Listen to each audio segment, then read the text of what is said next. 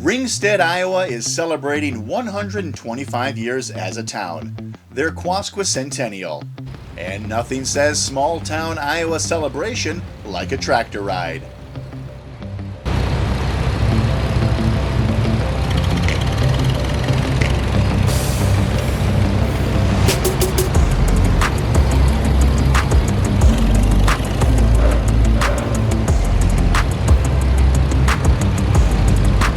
More than 30 tractors gathered in downtown Ringstead on a beautiful August morning, headed out to the first stop of the day, the campgrounds at Ingham Lake.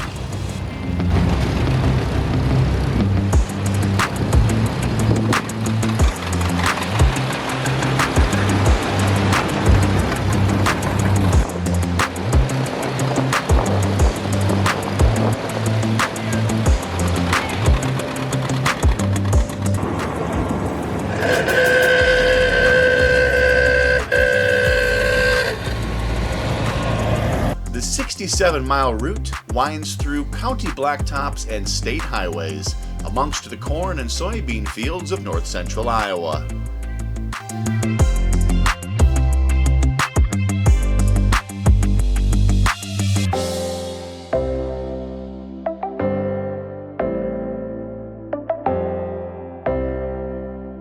I spoke with tractor ride organizer Roger Jensen to find out what he's driving and to get his thoughts on the day. I'm Roger Jensen from Fenton, and I'm driving a Farmall, International Harvester Farmall 450, a 1957 model. And I don't know, we try to go on 2 or 3 of these tractor rides a year with it. We started in Ringstead, and Ringstead has their 125th anniversary there, Quasquicentenial. And so we organized a tractor ride for that. We had pretty good turnout now. I think we've got close to 30 tractors. Well, it's really a nice day for a tractor ride. It's a lot cooler than it has been. In fact, we're wearing sweatshirts today. It's just a little windy, but it's really, all in all, it's a really nice day for a tractor ride. The temperature is really ideal. Roger, folks out there in other parts of the world might not understand the point of a tractor ride. Perhaps it's a little unique to the Midwest. Describe for me, what's the allure or motivation for attending these rides?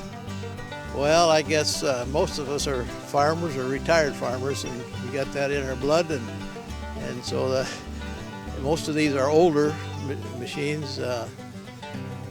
We just kind of grew up with them, and we still use them for entertainment, I guess. What sort of tractors are we seeing here today? Oh my, I have all kinds, red and green and orange, and mostly international Farmalls and John Deere's.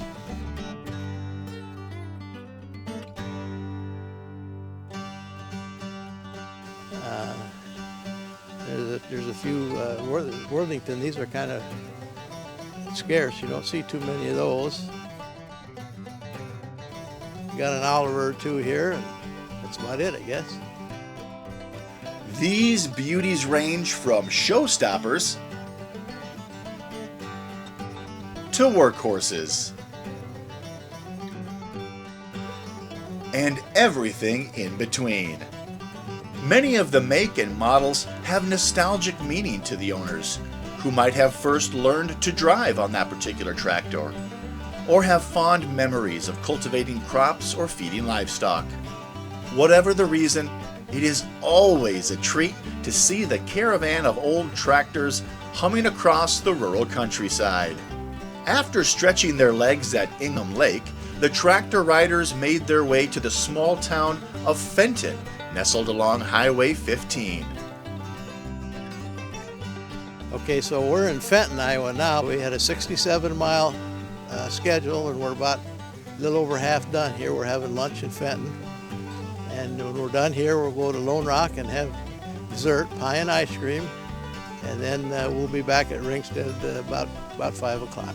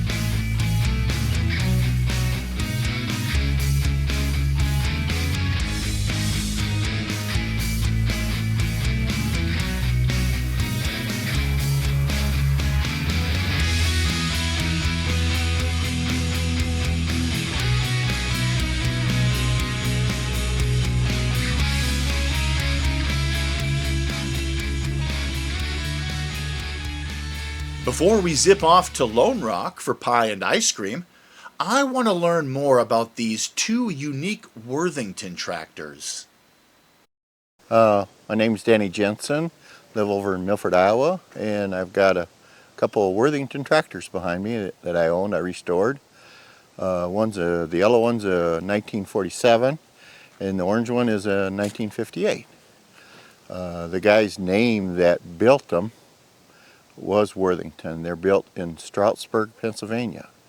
And when he originally started building these, he had bought a resort out there, and he needed a tractor to pull gang mowers because he converted the resort into a golf course. And that's how he mowed his yards out there. How much horsepower do each of these unique tractors have? The yellow one is about 45, and the orange one is not quite that much. It's 34, I think it is. Yep. These are certainly unique tractors. What drew you to these particular units? Different, weird, No one's got a lot of them laying around, but yeah, so they're kind of neat little deal, and I enjoy riding them, so. Do each of these tractors have road gear? Oh yeah, they go pretty fast. Pretty fast? Yep. Like on this ride today, the yellow one there, I can only run in third gear. I can't put it in fourth gear. It's too fast. Yeah, so, yeah, but the running gear is basically like a pickup.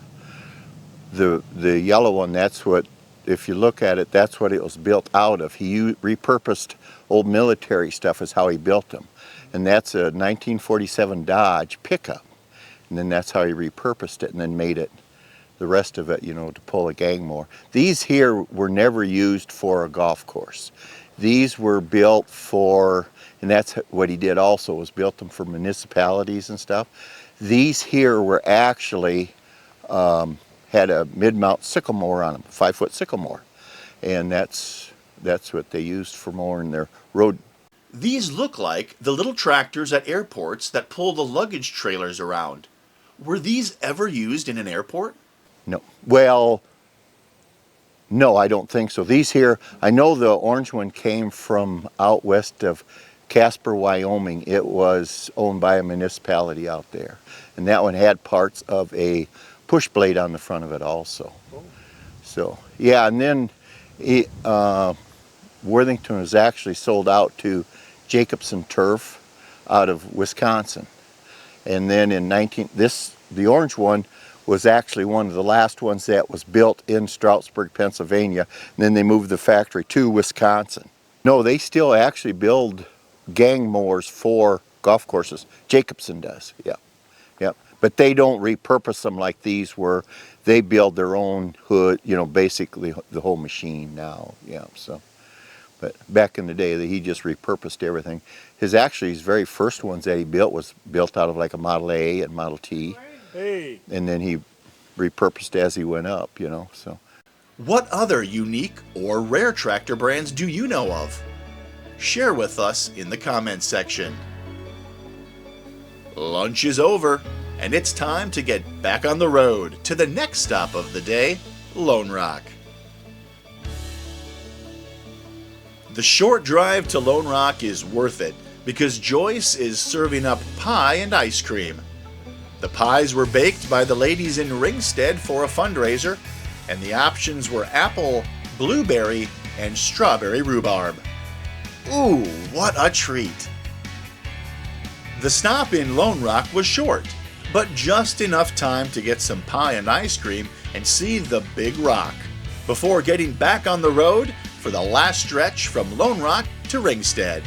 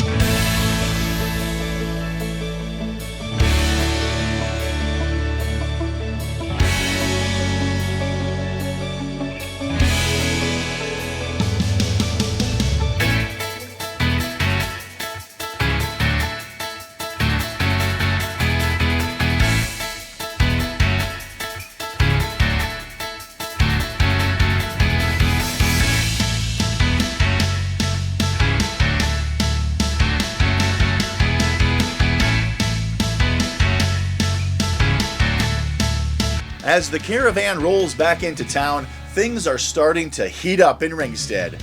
It's a party time atmosphere with an all-school reunion, street dances on Friday and Saturday night, food, fun, and all sorts of entertainment. This is what small town celebrations are all about.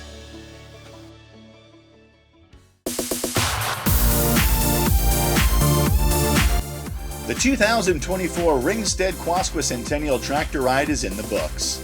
Everyone made it back safe and sound, and tractors are being loaded up and chained down. Put on your dancing shoes, because Ringstead is going to be a rockin' good time.